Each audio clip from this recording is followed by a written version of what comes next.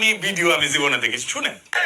ধরেন আমি নির্বাচিত হইলাম, নির্বাচিত হওয়ার পরে কিন্তু আমাদের অনেক সুবিধা আছে, আমাদের কিন্তু সুবিধা আছে।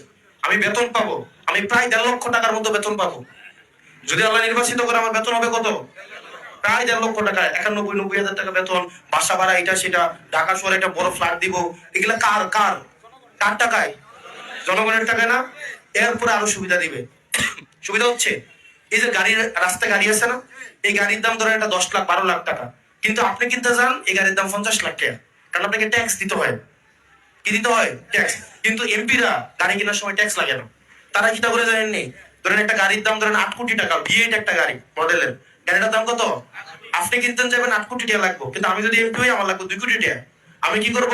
আপনার থেকে আমি 6 কোটি টাকা নিব, নিয়ে গাড়িটা কিনলাম, আমার লাভ কত? কয়টা?